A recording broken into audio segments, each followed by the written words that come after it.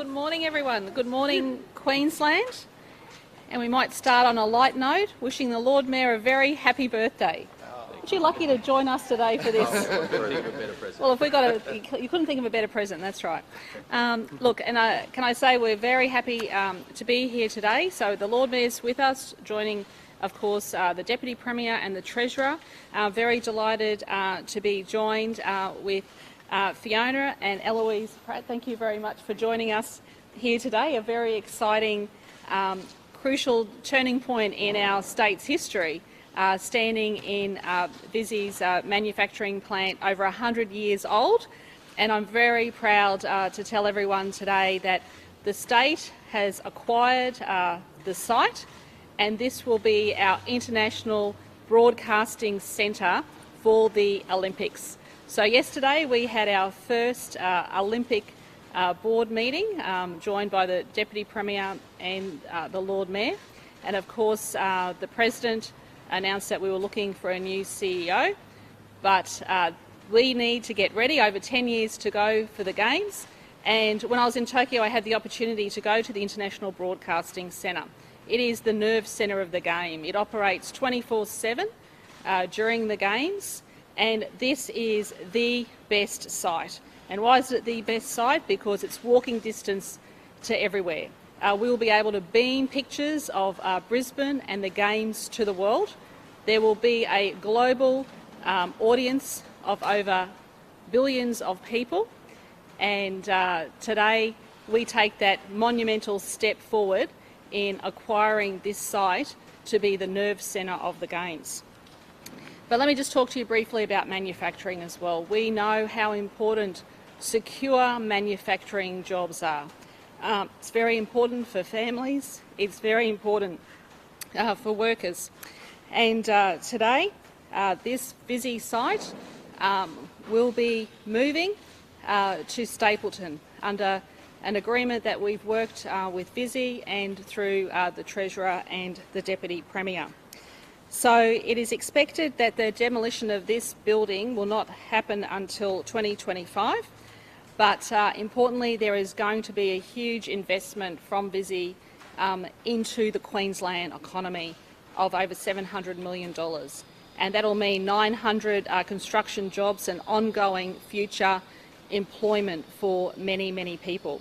So look, I'll hand over to the Deputy Premier, then the Treasurer, and the Lord Mayor, and then we'll hear from Visy. But today is about Queensland and Brisbane's future. It's about securing long-term jobs in manufacturing, and it's about a great partnership that our government has with Visy in terms of recycling, investment in Queensland, and making sure that we can continue to operate with recycling for many, many years to come into Queensland's future.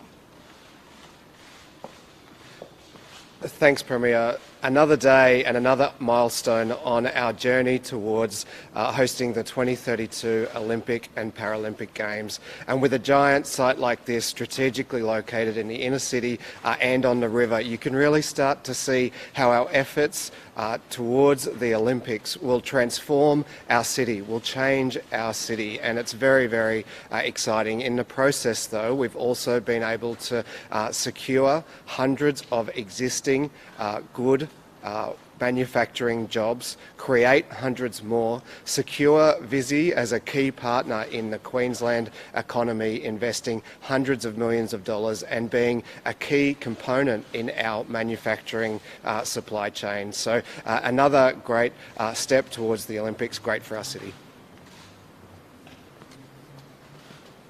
Well, good day to everyone here at South Brisbane and everyone watching online, and particularly our Facebook friends. Since Queensland secured the right to hold the 2032 Olympic and Paralympic Games, we have been absolutely clear. The 2032 Games are about more jobs for Queensland, not less. And we had to find a place for Visy to relocate the important glass manufacturing jobs that are here in South Brisbane. And we've delivered. We've delivered. Without these bottles, there is no Forex. And without Forex, how could we be Queensland?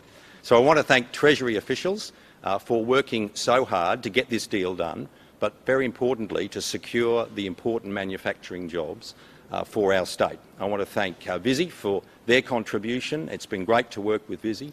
It's not just glass manufacturing. The company will make a $700 million investment into Queensland. There'll be 900 construction jobs during the construction, not just of the new glass manufacturing facility, but also the new cardboard box manufacturing facility, and there will be hundreds of ongoing jobs here at Stapleton, also at Murarrie with their new recycling facility for paper, and also with their cardboard box manufacturing facility. So it is a great investment in Queensland. We're so pleased to have worked with the company, and we thank them for their contribution to Queensland.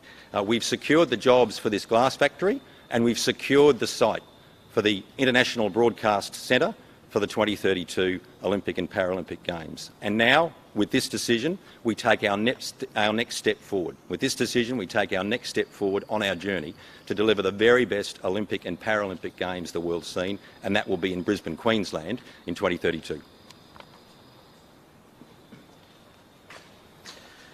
Yesterday we had the very first meeting of the Brisbane 2032 board, or the OCOG, and today we're moving forward with creating not only the best games ever, but also a legacy for the people of Brisbane.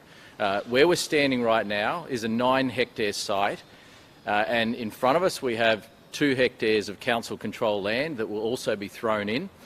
So we're seeing in total a 9-hectare site being created for the people of Brisbane.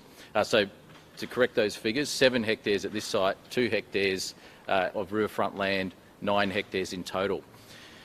What this means, though, it's all about the legacy for the people of Brisbane. We're creating what is here, transforming a glass factory into a temporary broadcast centre, but then a permanent asset for the people of Brisbane.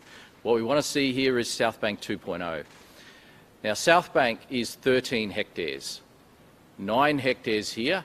This gives you the scale. This gives you the comparison. So what we will see here in the future is something like South Bank. That's why we're calling it South Bank 2.0. This is a really exciting legacy for the people of Brisbane. Every single resident of Brisbane will be able to come here in the future into an amazing world-class parkland facility. And so I'm really excited about today. This is what we want to see out of the Games opportunity. We wanted to see a legacy left for our community. We all know the legacy that was created from Expo 88. The South Bank Parklands. It is now our #1 tourist attraction. It's a great asset for the city. It's a great place for tourists to visit. And right here at the Visy factory, we can see South Bank 2.0 created. So I am absolutely excited about the opportunity today. The Olympic Games is not just about a few weeks of sport with the Olympic and Paralympic Games. It's about a legacy for our community. We know Brisbane is growing, and one thing that we can never get enough of is world-class parkland. And that is the long-term opportunity for this site. Good morning. My name is Richard McCasey. I'm the General Manager of Innovation and Corporate Affairs at Visy, and we're really excited about today's historic announcement. So without further ado, I'll introduce Eloise Pratt to be able to give a few comments on behalf of the family. Thanks, Richard. Good morning, Premier, Deputy Premier and Treasurer. It's an honour to be with you here this morning on behalf of my brother, Visy's Executive Chairman, Anthony Pratt, who is in America and unable to be with us here today, and my sister Fiona, who is here today, who will speak more about the glass business in detail. To announce Visy's largest ever investment in Queensland, $700 million to build a new glass factory and a new corrugated box factory, and recycling and clean energy upgrades to our Gisborne Island factory in Brisbane. This is an investment that delivers on Anthony's 2021 pledge to invest $2 billion in Australian recycling and clean energy infrastructure over the next decade, and creating thousands of new green-collar, well-paying Australian manufacturing jobs. From the Gold Coast to Brisbane, through Bundaberg, Ayr, Tully and as far north as Mareeba, Visy is proud to employ over 1,000 Queenslanders in manufacturing jobs across more than 20 factories. and under Premier Palaszczuk's leadership, Queensland has become a global powerhouse for manufacturing. And as we head towards the Olympics in 2032, Queensland's best days are ahead. And working together with the Palaszczuk government, Visy is committed to help grow the state's economy and deliver a more prosperous Queensland. Thank you so much. Good morning, everybody. Thank you, Eloise. As just said, my name is Fiona Gaminda. I'm co-owner of Visy with my brother Anthony and my sister Eloise. Premier, it's great to be with you, the Deputy Premier and Treasurer. Today, we double down on our commitment to invest in recycling and manufacturing in Queensland. These projects being announced today will transform Queensland's recycling, food and beverage manufacturing industries for decades to come. I'd like to focus particularly on our investment of our $500 million in this once-in-a-generation glass project. Visy's new state-of-the-art glass recycling and manufacturing facility will allow the company to move closer to our commitment to increasing the recycled content in our glass bottles across Australia and New Zealand from 30 to 70% recycled glass. This will mean the glass Queenslanders recycle either through their curbside bins or the government's Container for Exchange container deposit scheme will go directly into new glass containers for use in Queensland. Increasing recycled content in glass bottles is a better outcome for the environment. This project will reduce the amount of recyclable glass going to landfill and keep more of that glass in our circular economy. It also lessens our reliance on natural resources to make our new products. And as recycled glass melts at a lower temperature to virgin material, an increase in recycled content means lower energy use and lower emissions. Glass is infinitely recyclable, and this project represents a transformational investment for Queensland's recycling industry and our circular economy. We are proud to have worked with Premier Palaszczuk, Deputy Premier Stephen Miles and Treasurer Cameron Dick to deliver this investment to Queensland.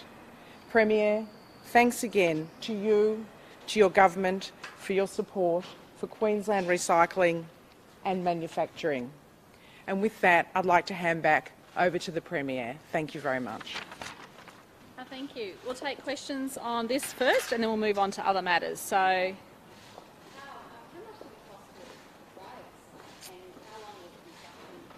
yeah, so just over $160 million, and this is really important because we need to also have the site for the International Broadcasting Centre. So it was initially identified as a potential for in our submissions to the International Olympic Committee, and I'm very pleased that this has been able to happen. And as the Lord Mayor said too, once we get past the Olympics as well, this is going to be an amazing precinct and it will completely revitalise this portion of South Brisbane.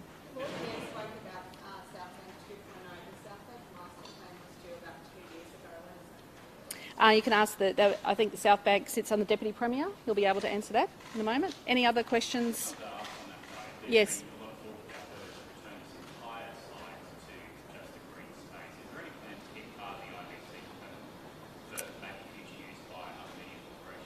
Well, that is also going to be canvassed. I understand that those discussions will be had, and that is one option we will definitely be looking at.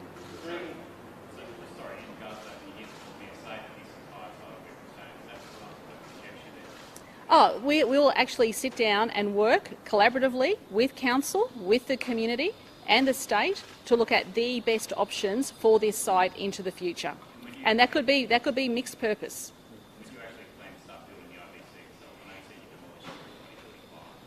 Yes, it has to. It will be. My understanding is it will be built as part of the Brisbane 32 board, and they will have control of it 18 months, around 18 months before the Olympics gets underway. But can I just make it very clear, having seen what the International Broadcasting Centre does in Tokyo for the Tokyo Olympics, it is enormous.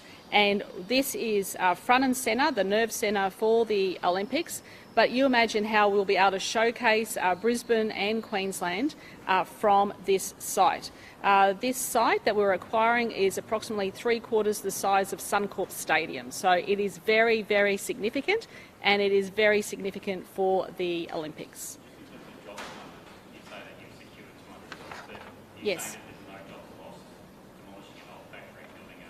There's going to be 900 construction jobs in building the new facility, plus there'll be secure long-term jobs of additional jobs coming into the different buildings. So of course you've got the new $500 million glass factory at Stapleton, then you've got a new $150 million cardboard box factory at Hemmant, and then a $48 million upgrade of the material recovery facility at Gibson Island. So this is a great investment. Once again, can I thank Visy for their investment in Queensland, and that is exactly what we are going to see, more investment in Queensland, especially in the next 10 years leading up to the Olympics as well. When you say mixed use, restaurants, cafes could be here as well? Well, look what's happened over in South Bank. This is going to be, look, let's not get ahead of ourselves, but there is going to be a huge opportunity for the community to be very well consulted in relation to the future use of this site. And as we know, there can be mixed use, there can be a combination of green space, there can be a combination of restaurants, but let's not get ahead of ourselves. We've got more than 10 years to work that out. But the main thing today is that we have secured this site. It is going to be used for the Olympic Games, but also we have secured those jobs of the people who are working here as they now transition to a new modern facility to be built at Stapleton. You can talk to Visy, but my understanding is that's not the case. Premier, yesterday, Joanne Miller... Oh, hang on a tick. Just check if there's any more questions here. I think you had one question for the Deputy Premier about South Bank, and then we'll move on to other matters. Can we just make sure everyone's done and dusted first? Yeah. So we have been working on the South Bank Master Plan. Detailed consultation has occurred. I've seen it close to final version, so I expect we should be able to release it in the next couple of months. Okay. No, as the media release makes clear, there'll be 300 manufacturing jobs that will come from this combined investment for Queensland. So there's 200, a bit over 200 here now. There'll be 300 after that. So that will mean there'll be more manufacturing jobs in Queensland, which will be a fantastic thing. And that's because of the significant investment of the Pratt family and Visy into Queensland. So they've used this as an opportunity not just to provide us with the chance to deliver the IBC, the International Broadcast Centre, as we proposed to the International Olympic Committee, but also to make additional investments. And that's what we've been able to work with the company on. And so these are, as the company has said, as the family has said, these are long-term manufacturing jobs, 300 manufacturing jobs in Queensland alone, and there'll be other associated transport and other associated employment that will come from that. So this is a big day for manufacturing in Queensland. It's a big day for the Olympics, and we take a step forward on both bases. But it was our commitment to our state there'd be more jobs out of the Olympics, and this is the first step. All right. Okay. Happy to go on to other matters. I mean, yesterday, Yep. Joanne Miller, one of your former ministers, described Peter Coldrake's interim report as exposing some of the rot that is going on. Do you think there is rot in the government and rot in the public service? I think that what we need to do is look at the complexity that the modern age is bringing to our system of government, and that is one thing that Peter Coldrake is definitely looking at.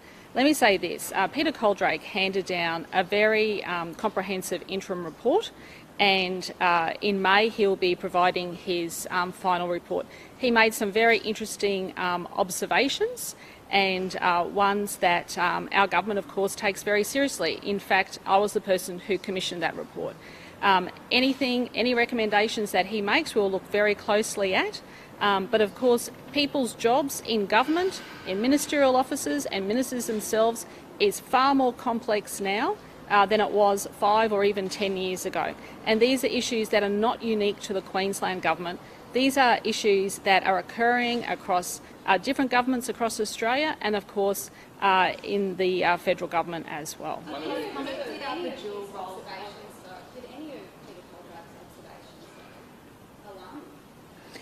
He made a number of observations, and if you go through it, he talked about the role of the Auditor General. He made some observations about that.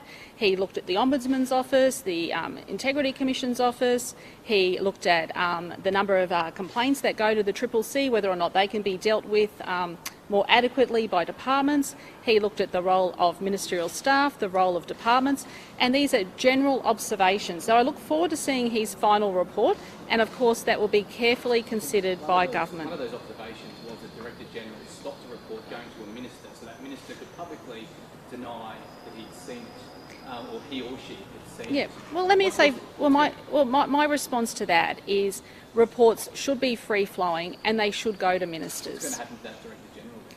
Well, I don't know who that Director General is. Of course, he's conducting confidential conversations.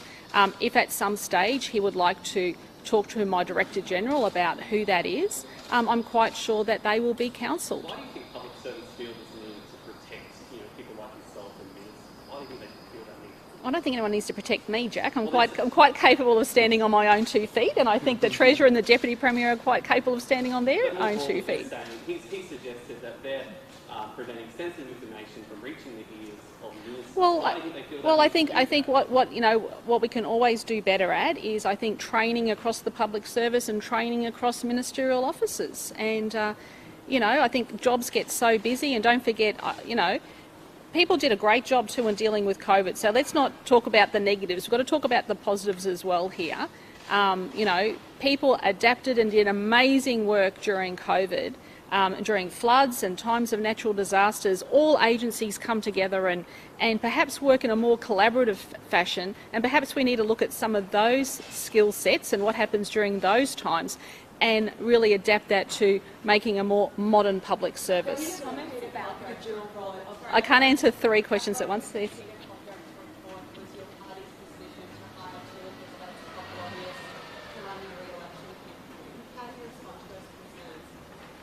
What he made some observations about is that in relation to lobbying, whether or not that definition needs to be looked at being broadened, where some people are actually working as consultants or whatever. So I think we'll definitely get some more final conclusions from him about that.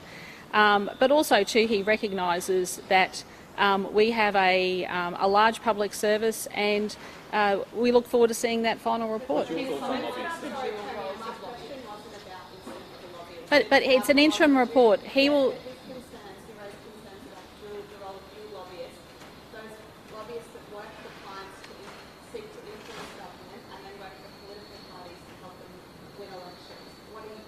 And he may make some final conclusions about that. I'm not going to preempt him on that. But the other thing he makes observations about too, can I say, about building the capability in the public service as well. So what's happened is some of the larger accounting and law firms actually can pay more money, and they're actually headhunting and taking some of our top bureaucrats to go and work in those firms. I think we need to look very carefully at how do we keep that capacity in government, and he made some very good observations about that. Are you worried about the dual role of lobbyists?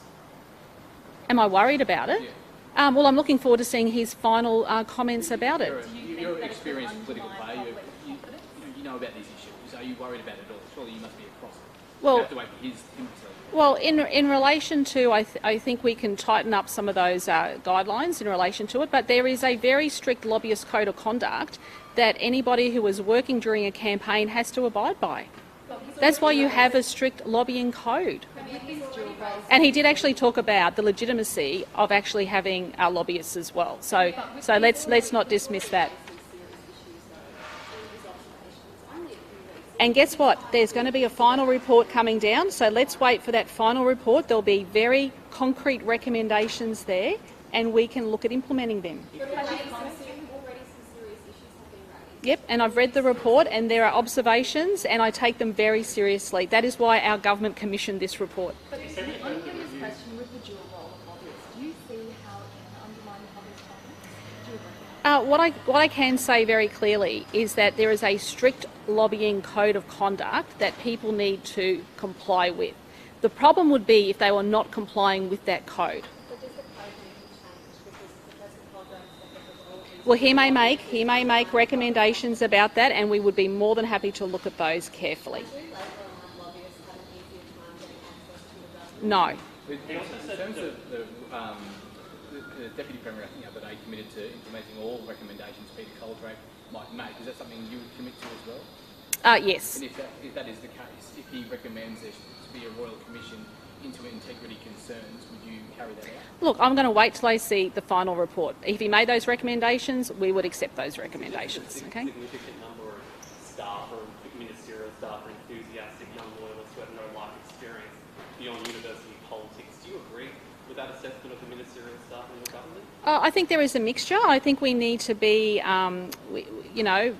some people could say that all journalists just come through a training school and are journalists and don't have life experience. And I hope that it's definitely not the case there as well. So I think what you can see very clearly, and I know that there are chiefs of staff who have been a police officer. My own chief of staff has served in a very senior level down in Treasury in Canberra. There's another senior staffer who's worked at a private law firm and come in. We even get people who work in your good profession who come in and work for us as well, who are not politically aligned. Struggle to attract good talent into those roles? Oh, we've got great talent. Premier, when it comes to Ipswich Hospital, when do you think Yes. we'll see an end to patients sitting on the floor, being stuck on beds for... Yeah, look, I'm really concerned about those reports, and I think Queensland there's nothing more important than families getting good access to healthcare. I understand that there are very complex issues at the moment that are not just unique to Queensland, but they are happening around the country as well. One of the issues is, of course, we have nearly 500 people at the moment in hospital with COVID. We have about 500 to 600 people in hospital that really should be in aged care facilities as well. So if you combine those two, you're looking at almost a big hospital filled with people through no fault of their own are in our hospital system, and there's placing a whole lot of pressure. Then you have, in excess of 1,600 staff that are furloughed due to COVID as well. So these are very, very complex issues. And, one way that we can help fix these issues is, of course, to get 50-50 funding from the federal government. I know there's an election campaign on at the moment, and it's something that I'd like to see both parties commit to. So there are a number of issues there that are impacting. What message do you have to Ipswich locals, though, who say they feel as though they've been forgotten? Definitely not forgotten, and we're building a new hospital out there at Ipswich as well to cater for that growth. What's your take on the LNP running multiple town halls and residents? Fine, they should go and do that. I'm out there talking to people all the time. There was some proposed spending caps released last week. Yes. To local government elections. A lot of there suggested that the government was trying to Yep. rig the No, not at all. I might get the Deputy Premier. It's a consultation, it's a discussion paper, but I can get the Deputy Premier, who's also the local government minister, to comment on that. Any other questions for me? Personal interest disclosures, those figures Yes. came out yesterday showing Yep. a big increase Yep. since you first came to government. That must be alarming to see. Well, no, I think it's good that people can actually make those they can feel free to make those concerns felt through a public interest disclosure. But it's also very important to protect the confidentiality of those public interest disclosure. People at the start of your term in government were afraid of coming forward? No. How would you explain that? Well, I just think now people know, we've actually sent out to the public servants as well ways in which they can actually raise issues. So I think it's a good thing, it's a healthy thing for democracy. On housing, yes? Yeah. There is. Yep. Yeah, we're doing a lot, and as you would have seen, the Treasurer was out there where we've got proposals down in the Valley to look at more affordable renting options for people. We're building more social housing stock, but what we are seeing is a huge pressure on people in terms of cost of living, the cost of housing. These are really important issues too for the federal election. Looking forward to seeing what policies both parties have to offer in relation to that. You know, it is tough. I know it's tough. In my electorate, housing prices have increased from, they used to be around 300, 350,000 to over 500,000. And this is a real bread and butter working class electorate of Inala. People are finding it very, very difficult, and that puts pressures on rents as well. Plus we've got people moving here from interstate. It is not going to be an easy fix, but you know, more funding from the federal government would help ease this crisis. Sorry? Yes? When he comes to Queensland. And I wish him a speedy recovery too, can I say? Yeah. Sorry, who is? The top Queensland community organisations. Yep.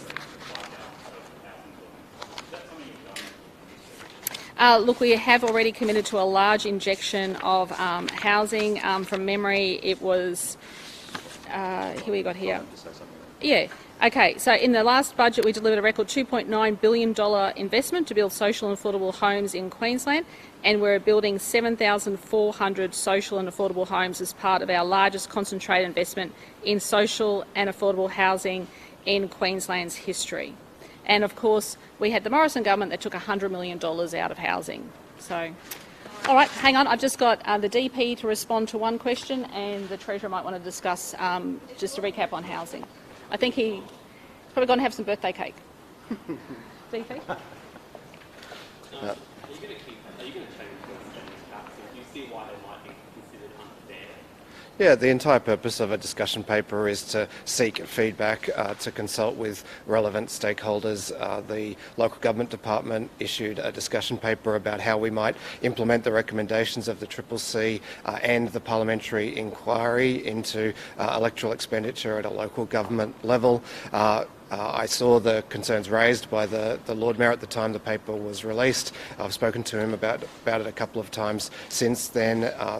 We will take on board the feedback from local government when we determine where those caps will be set. But I think everyone agrees broadly that electoral expenditure at a local government level should be capped for the reasons outlined by the CCC. And so we will implement those recommendations, but we'll do so in a way that is suitable. So you're ruling out those proposals as that proposal currently stands? Oh, look, it was a draft. It was a proposal for consultation. It's unlikely that the final policy that the government adopts will be exactly as the discussion paper was put out there. If it were, then you would question whether we had truly consulted. And so we are truly consulted. I reassured the Lord Mayor that process was sincere and that we'll take on board the feedback provided. There were accusations you were trying to rig the elections by allowing unions to spend more money. That was the accusation put forward. What's your response? Well, that certainly wasn't the intention. This was a proposal for consultation. We're currently consulting. We'll determine a final government policy after that consultation has concluded. So the proposal that was included in the proposal was broadly similar to how it works in state elections, where third parties' expenditure is also capped, but where they spend that money is not capped in the same, is capped across the state, but not in a concentrated geographic area. But we've heard the concerns that have been raised, and we'll look to address those. Given the changes tonight, do you think the lease at Health Camp will be renewed? We have that option to extend it beyond the 12 months, but certainly right now we're focused on its utilisation during the initial 12-month period. I'll have to get that for you, Lydia. I think certainly having access to it is good value for money. And the Treasurer just on housing? Just might say something on health too, Premier. Yeah, sure. For so long as the LNP has as its alternative health minister in this state a member of an organisation that has expressed anti-vax sentiment, the LNP has zero credibility on health. Ros Bates is a member of an organisation, the so-called Nurses Professional Association of Queensland, a fake union that has consistently expressed anti-vax sentiment. There are two reasons this state has had a world-leading response to COVID-19. One is following the health advice, listening to the chief health officers and doing the right thing, wearing masks, social distancing, protecting themselves and their families, stopping the movement of people, which has caused great trauma. to some families. And secondly, getting vaccinated.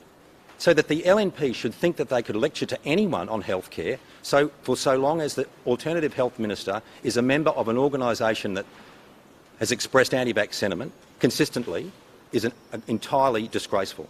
And they have zero credibility. The second thing on health, on housing, could I also say this? The QCOS report also revealed that the federal government has spent $1 billion less on public housing in this country over the last decade.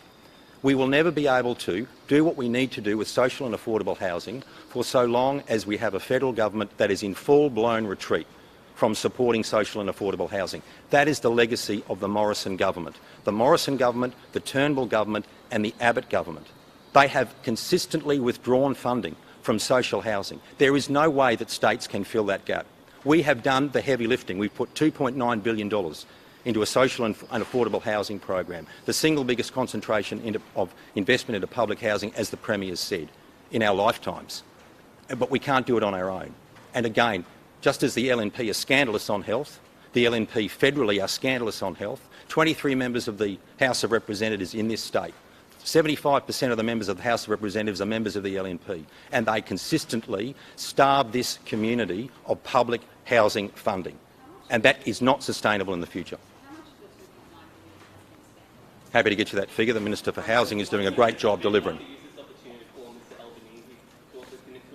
We will welcome any investment by any federal government, but I'll tell you this, Labor always spends more on social and affordable housing because we live in those communities, people like the Premier and myself. We know how dependent our communities are on social housing. That's why I made that investment decision in the last budget, supported by the leaders. That's what we will continue to do. We put that front and centre as what we do as Labor governments, and a federal Labor government's already made commitments that are better than the federal coalition, and we welcome further investment from them. We want funding, of course, we want funding from everyone. We want funding from the federal government. It doesn't matter what colour, but Queenslanders know this. Federal Labor always backs public health care. What do we see in the last budget? We haven't heard any of that. $21 million cut from public health in Queensland. They cut $21 million on the eve of a federal election, and then they promised to cut another $176 million more over the out years. That is scandalous when we see the pressure on public health care in this country. So we cannot, as a state, rely on the federal coalition. There's only one way to improve public health care and public housing in this country, and that's to vote Labor at the federal election.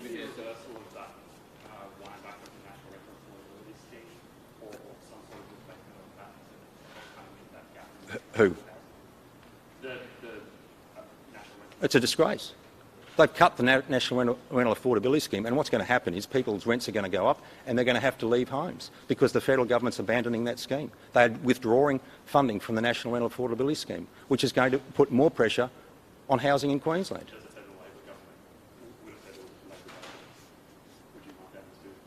Of course, we want more funding from the federal government, full stop, but you need to ask them. With health, we've seen the government and the Yvette staff over recent days talk a lot about planning for the future 5-10 years into advance.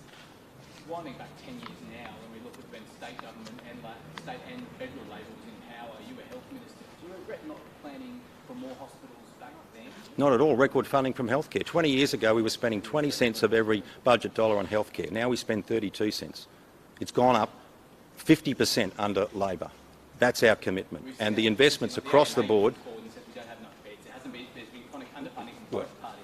Well, we were spending 20 cents in every dollar on healthcare 20 years ago in Queensland. Now we're spending 32 cents. 32% of the budget is on healthcare. That's our commitment. That's what Labor governments have done, and we'll continue to do that. Thank you.